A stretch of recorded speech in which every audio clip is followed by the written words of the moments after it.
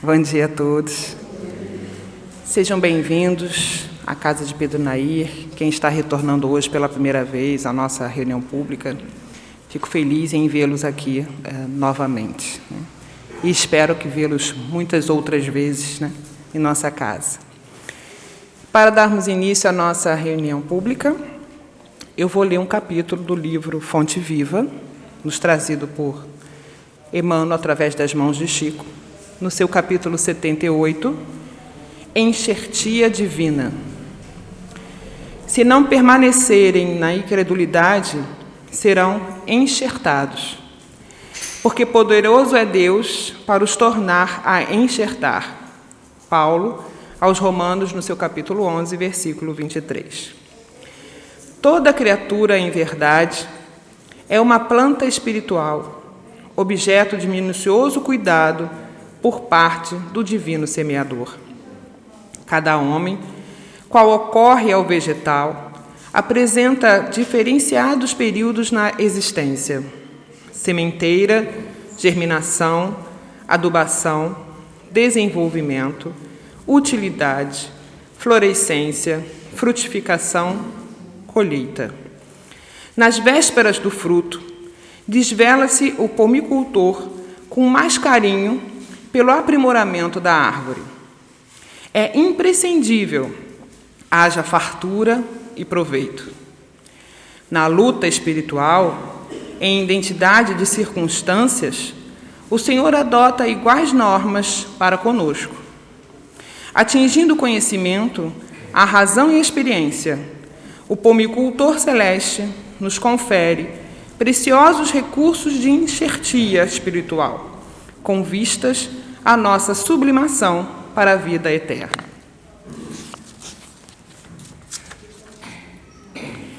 A cada novo dia de tua experiência humana, recebes valioso concurso para que os resultados da presente encarnação te enriqueçam de luz divina pela felicidade que transmites aos outros. És, contudo, uma árvore consciente, com independência para aceitar ou não os elementos renovadores, com liberdade para registrar a bênção ou a desprezá-la. Repara atentamente quantas vezes te convoca o sublime semeador ao engrandecimento de ti mesmo. A enxertia do alto procura-nos por mil modos. Hoje é na palestra edificante de um companheiro. Amanhã será num livro amigo. Depois virá por intermédio de uma dádiva aparentemente insignificante da senda. Se guardas, pois, o propósito de elevação, aproveita a contribuição do céu, iluminando e santificando o templo íntimo.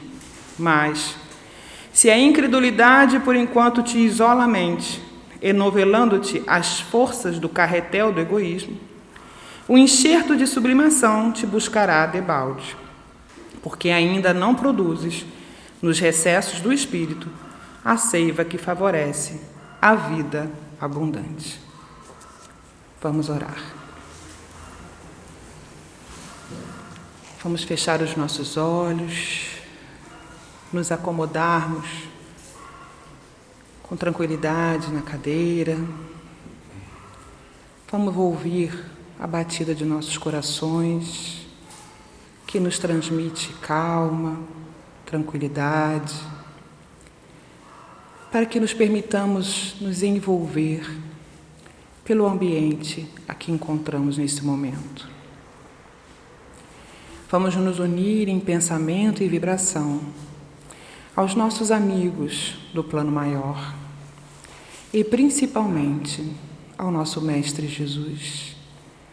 Ó Senhor amado, só temos que te agradecer pela oportunidade de mais um dia em nossa vida. Te agradecer, Senhor, pela oportunidade de podermos acordar, podermos enxergar, podermos caminhar, ou simplesmente podermos estar quietos e ouvindo através da natureza a tua mensagem de amor.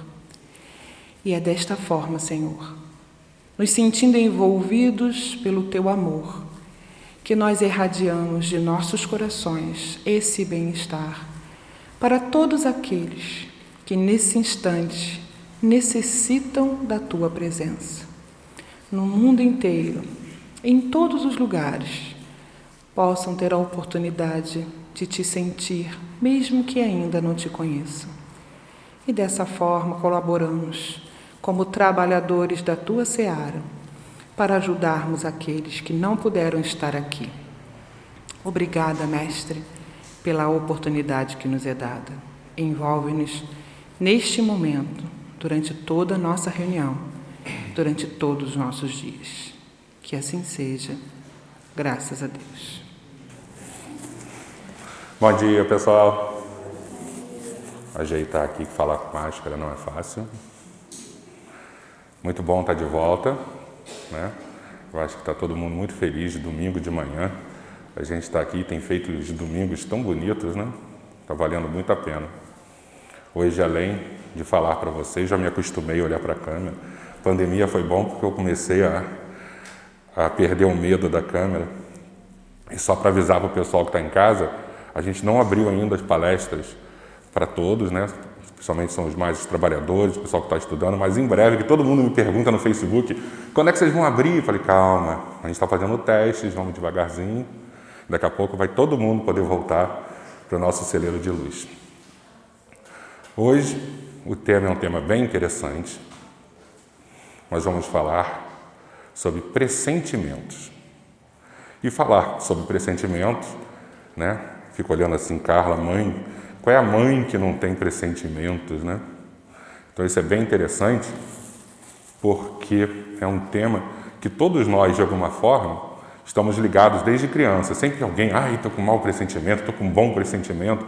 Então a gente vai tentar entender um pouquinho o que é isso, qual o significado à luz do Espiritismo. Pais também têm pressentimento, né, Júlia?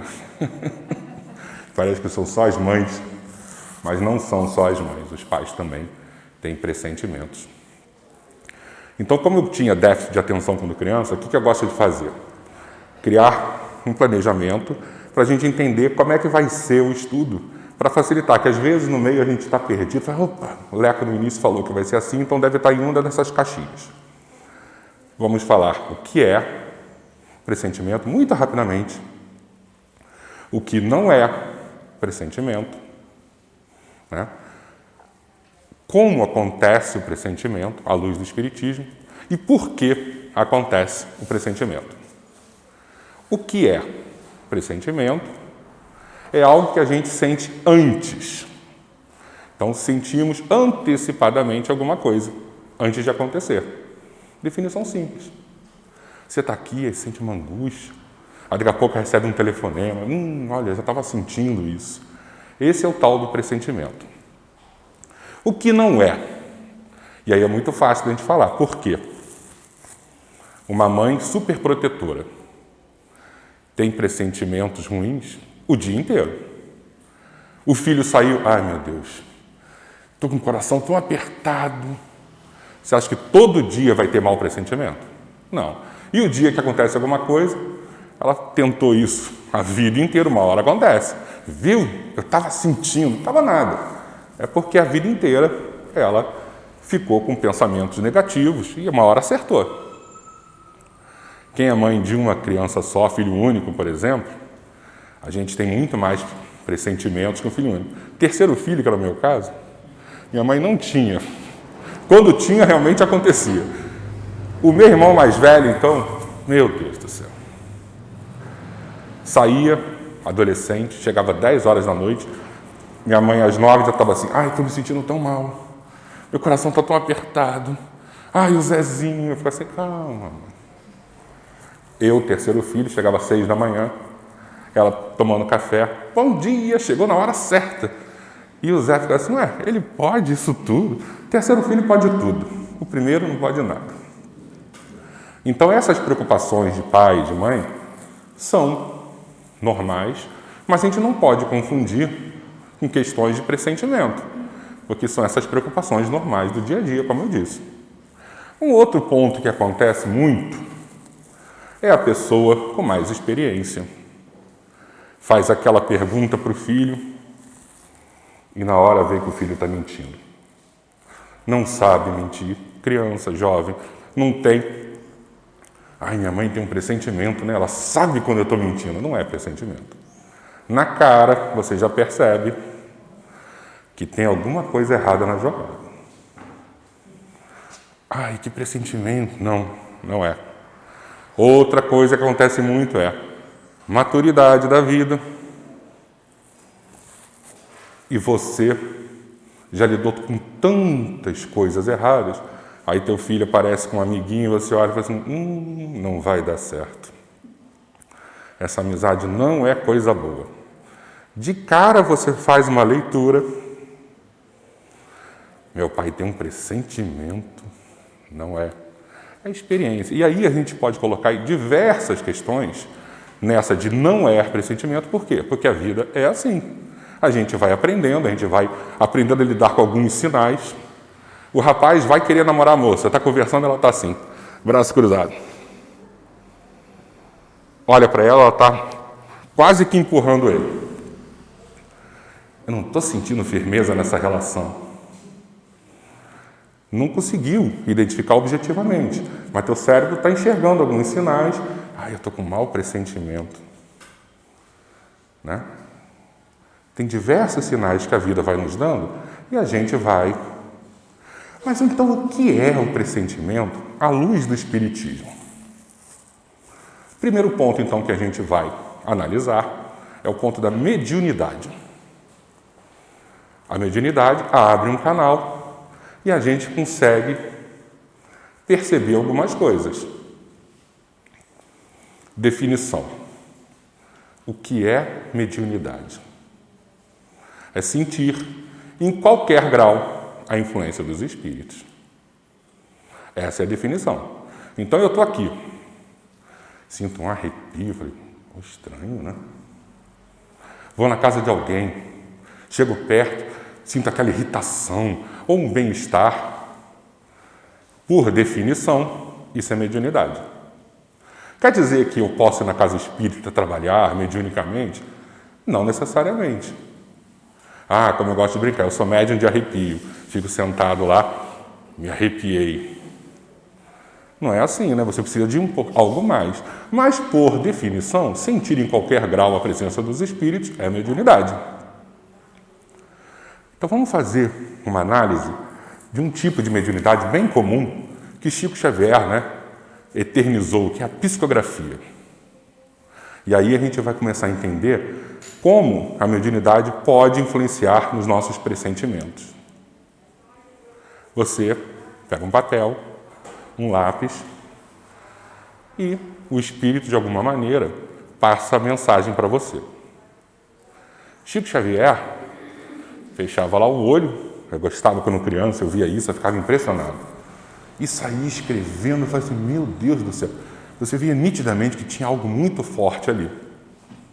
Então, existem gradações de mediunidade. A gente está falando da psicografia, mas podemos falar de diversas outras formas mediúnicas.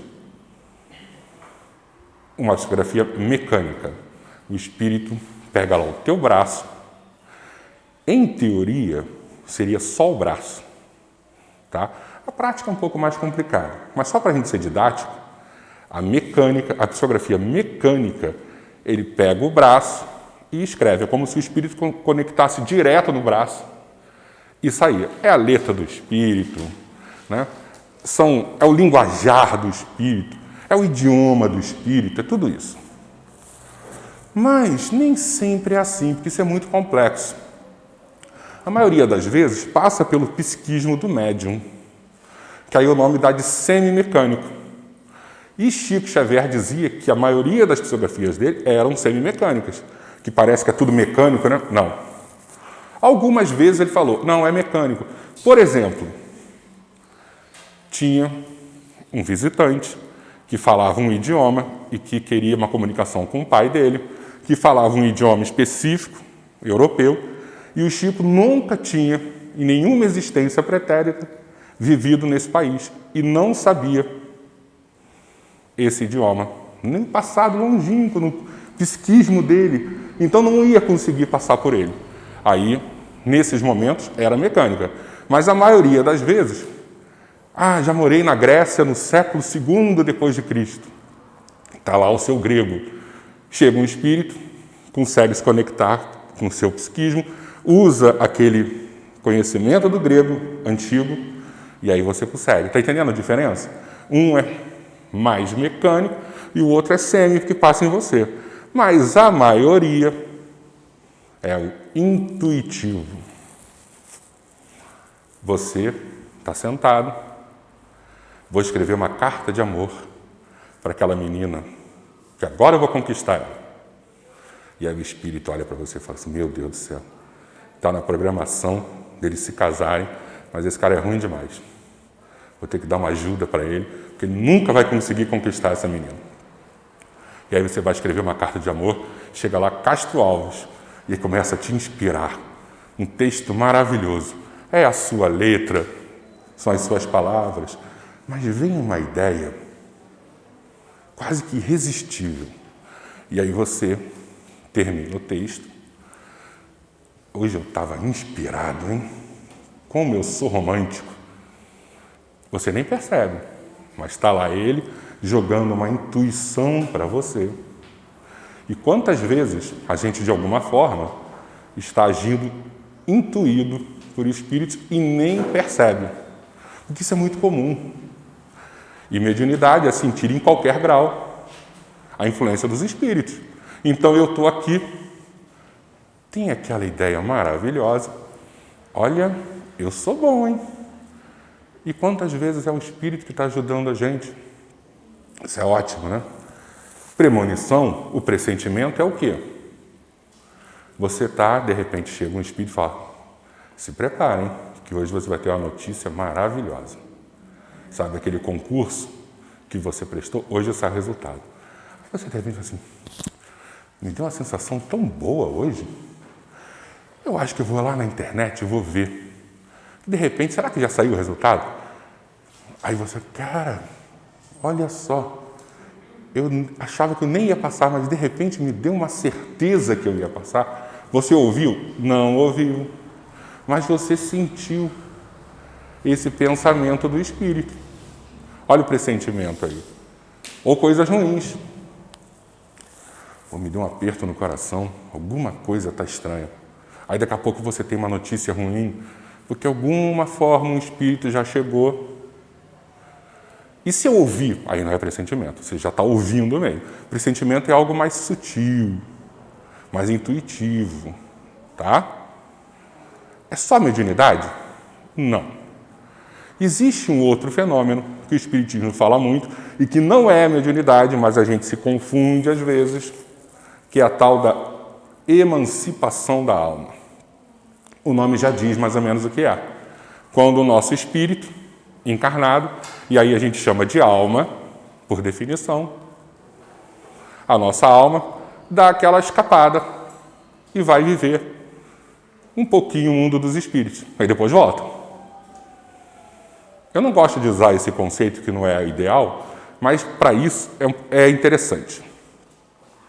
É como se o nosso espírito, no caso a nossa alma, porque o espírito está encarnado, estivesse dentro de uma gaiola, um passarinho. E à noite, a porta abre e a gente sai um pouquinho para voar e volta, quando acorda, para a nossa gaiola. Então, a emancipação da alma é isso.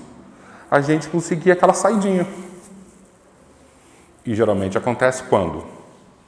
À noite. Você vai dormir, tirar aquele sono legal, teu espírito se liberta. E aí imagina, estou eu, deitado, dormindo, minha esposa dormindo, e ela guarda um grande segredo. O resultado de um exame que ela fez, e é terrível o exame, e ela não quer me assustar, guardou lá numa gaveta. Eu saio do meu corpo, olho para a gaveta, vejo um papel, porque não existe limite no mundo espiritual. Consigo ler e ver, ela está doente. Quando eu acordo, eu não lembro exatamente, mas me dá aquele mau pressentimento. Alguma coisa está errada com a saúde da minha esposa. Estão entendendo? A gente, de alguma maneira, saiu, escapou e teve acesso a uma informação. E quando volta, a gente não tem, objetivamente, essa consciência, mas guarda lá no íntimo esse mau pressentimento. Por que eu falei que emancipação da alma não é mediunidade? Porque mediunidade, por definição, é sentir em qualquer grau a presença dos espíritos.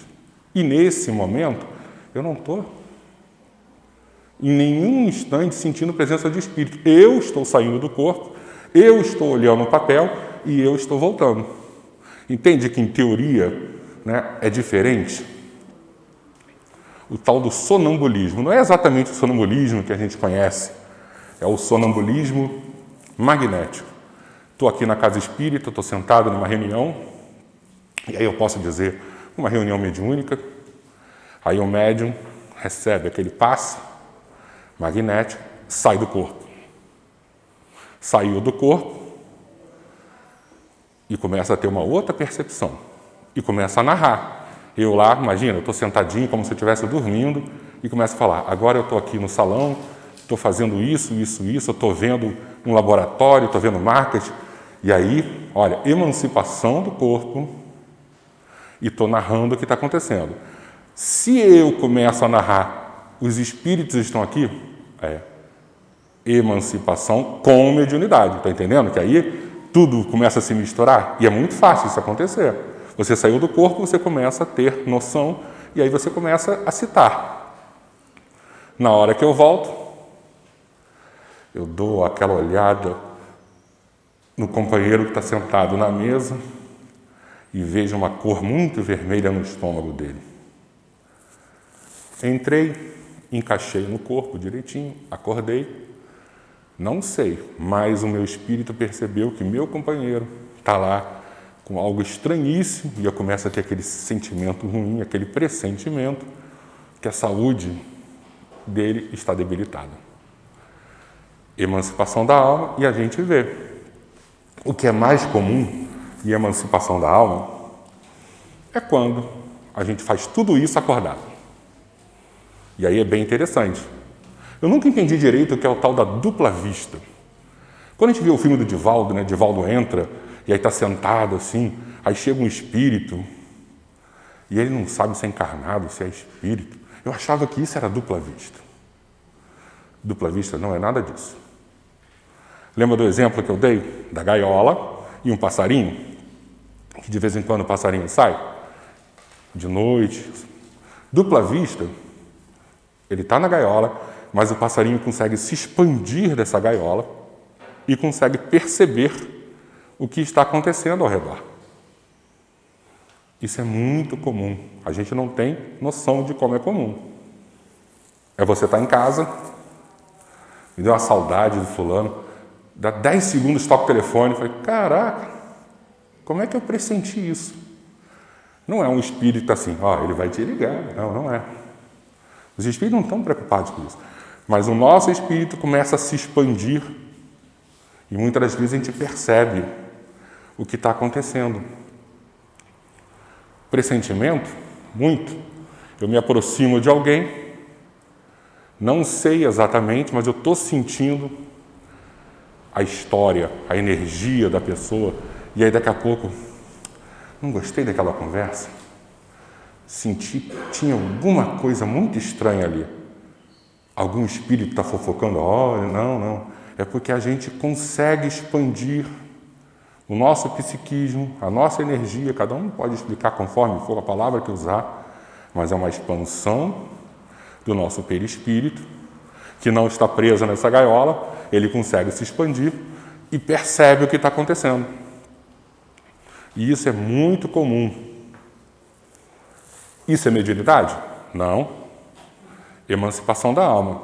Agora, eu estou aqui, aí me aproximo de alguém, consigo perceber que que o estômago dessa pessoa está com sérios problemas, seja porque eu estou vendo, você consegue enxergar uma coisa estranha, ou você vê uma coloração estranha, mas eu não sou médico. Aí eu chego para Dr. Herman, Dr. Herman, me ajuda aqui. O que está acontecendo nessa barriga aqui? E Leco, olha, avisa que ele precisa ir no médico agora, porque é muito, muito sério. Tal. E aí você tem, junto da emancipação, a mediunidade, que o Espírito está ajudando você, coordenando. Está entendendo? É mais ou menos por aí. E um terceiro caso que é muito comum também, muito comum.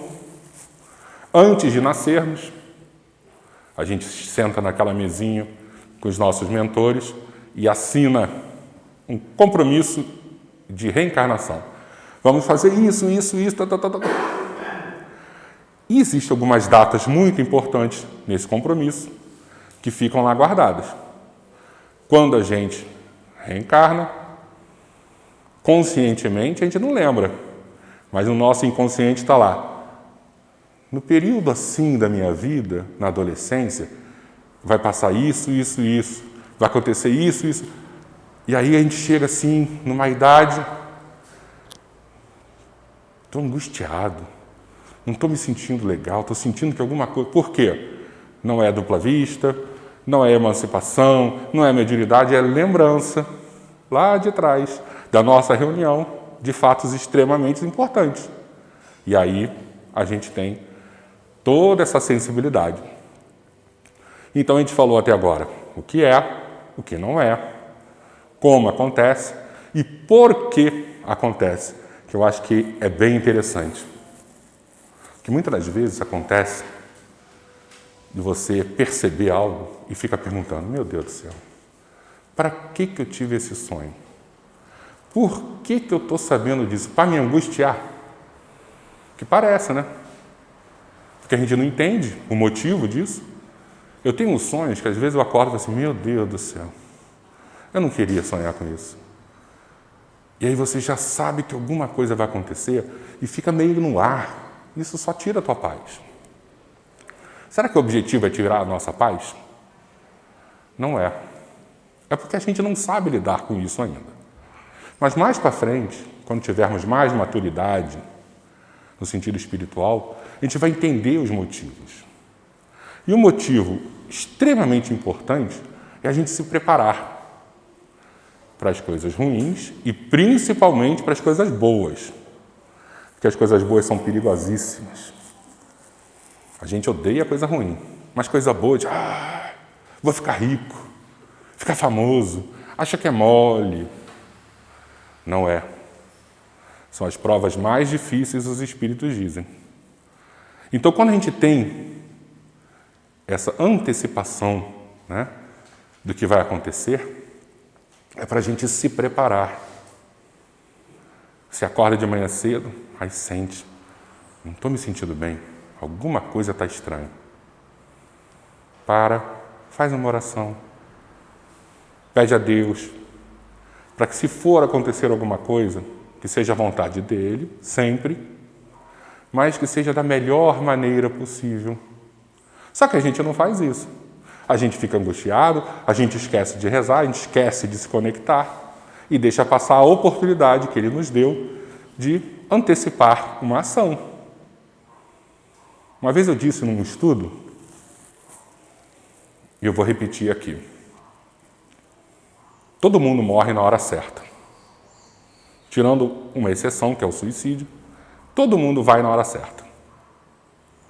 Mas a gente precisa estar preparado para essa partida. Então a gente pode entender assim, nem sempre a gente vai na hora certa. Ou quer dizer, nem sempre a gente vai preparado para a hora certa. Como assim? Você acabou de ter uma grande briga familiar. E aí você acaba desencarnando logo em seguida.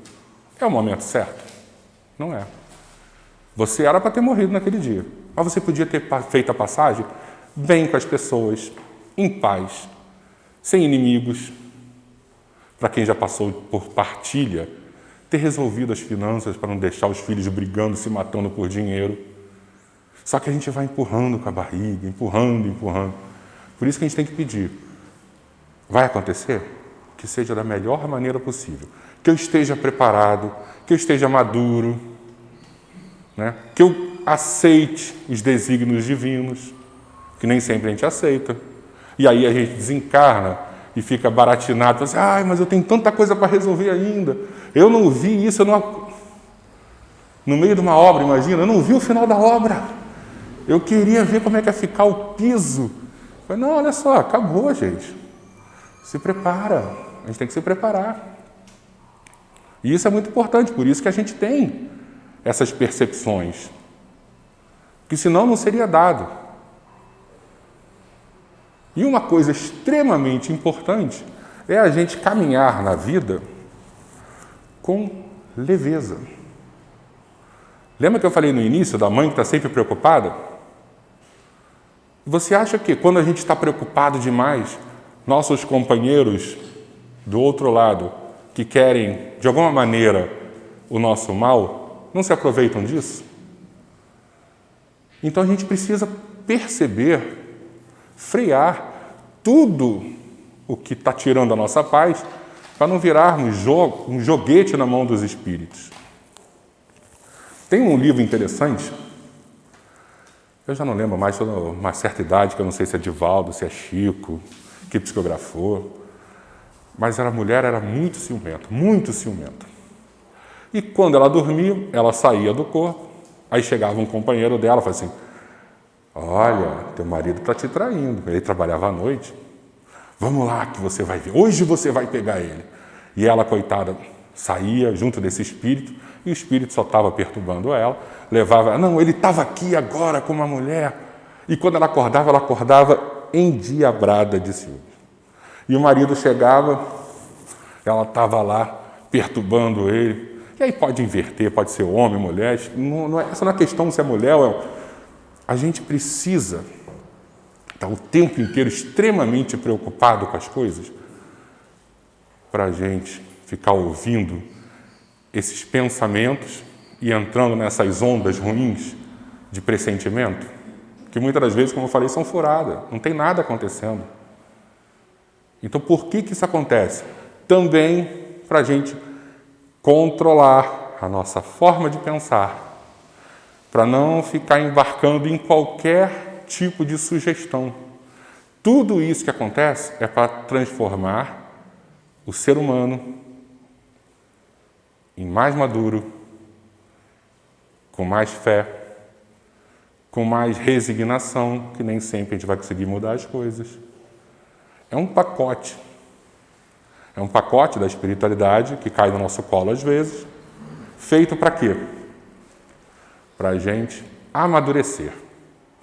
Eu olhei para minha amiga Luísa ali e falei assim, quando eu falei que às vezes eu tenho sonhos, ela fez uma cara assim, às vezes eu sinto umas coisas. Faz parte. E a gente tem que aprender a lidar com isso. E aprender é o quê? Não dar ouvido a todos os pressentimentos, que nem sempre é verdade, mas sentiu alguma coisa? Para, reza, tenta entender o que está acontecendo, mas deixando sempre assim, se tiver que acontecer, vai acontecer, e que eu esteja preparado da melhor maneira possível para isso. Seja mediunidade, seja emancipação da alma, seja recordações da minha programação, mas o importante é a gente estar preparado. E quando a gente está numa casa espírita ou em qualquer outro templo religioso, por isso que a religião é tão importante, que dá um ressignificado para as nossas vidas. Entra o fator fé e a confiança em Deus. Que seja feita a vontade dele e não a nossa. Mas que possa, de alguma maneira, ser tranquilo para a gente e a gente possa aproveitar de alguma maneira para o nosso crescimento.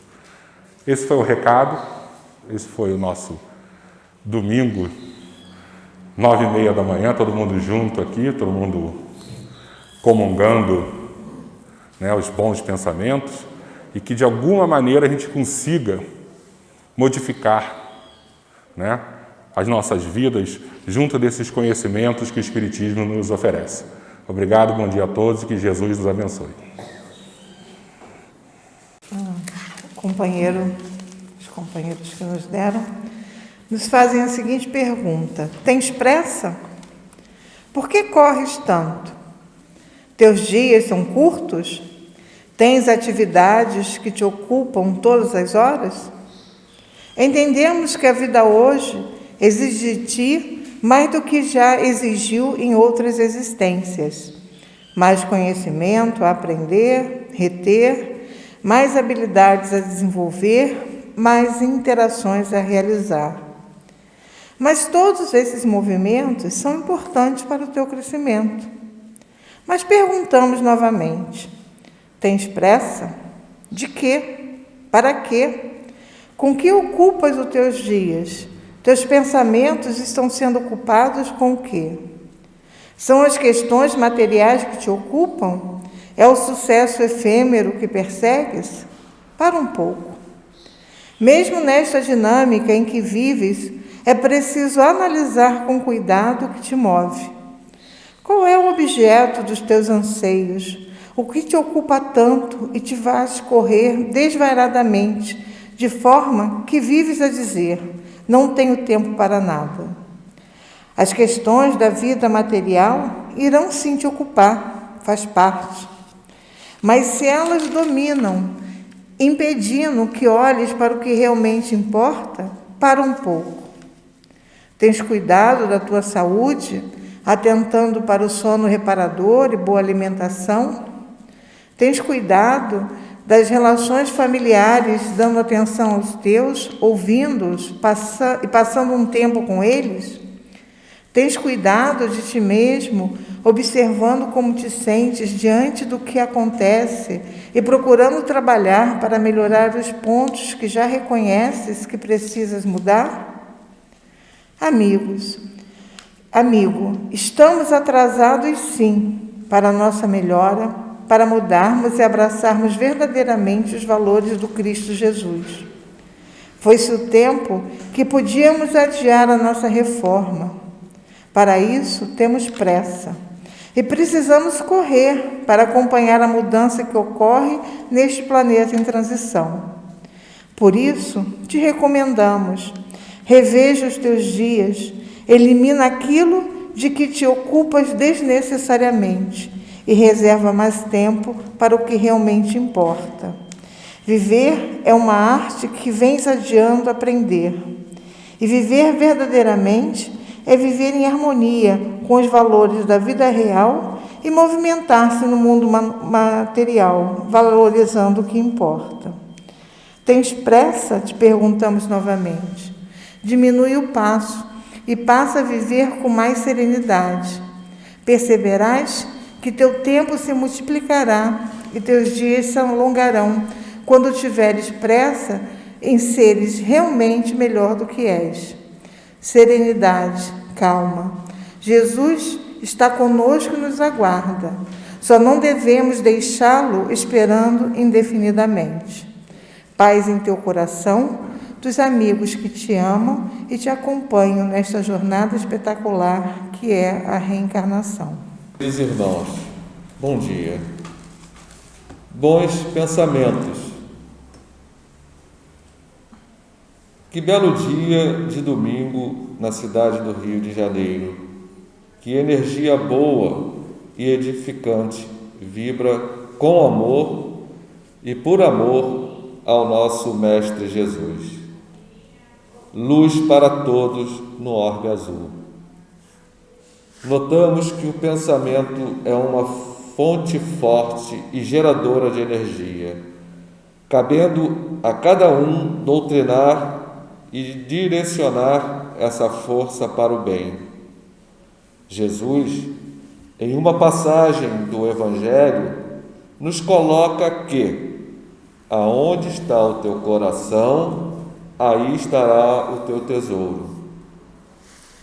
Irmãos, como vai a onda de vibração do pensamento de cada um? O pensamento tem direção, força e poder. O irmão Bezerra de Menezes nos coloca que o pensamento é um dínamo de força. Nós perguntamos: como está a energia de cada um? Pilatos e seus seguidores pensavam de modo a levar a multidão ao desespero. Já Jesus, que trazia luz em seu bom coração, trazia paz, amor e fé no futuro melhor. O Cordeiro de Deus observava o melhor de cada ser, movimentava a turba faminta de amor para o caminho da luz e dos dias melhores. Dias melhores.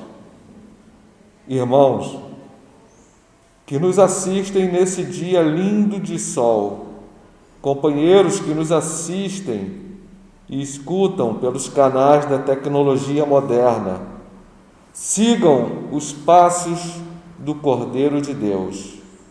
Amor. Digam palavras que construam bons pensamentos para o planeta, para os países e para o ser humano. Pratiquem a caridade. É a boa forma para auxiliar o espírito que está encarnado e os desencarnados que povoam o nosso mundo azul. Façam o bem, não tenham vergonha, medo. O bem sempre traz bons frutos. No dia de hoje, começa dentro de cada um novo pensamento. Pensamento positivo, pensamento no amor, pensamento no Criador, pensamento na luz. Deus, na sua infinita bondade, estará no amparo. Meus irmãos, esse é o momento do bom pensamento. Pratique a cada vão momento que a doce Senhora de Nazaré nos inspire ao bom pensamento. Um amigo. Paz.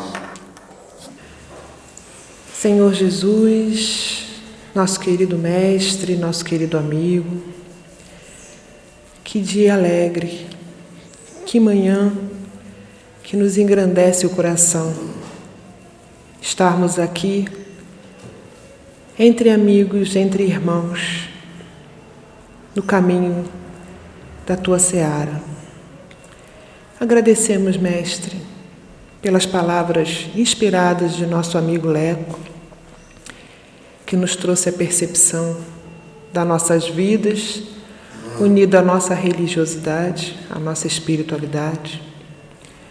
Agradeço aos amigos e trabalhadores do Plano Maior, que através de nossa amiga Mercedes e Alberto trouxeram sua mensagem.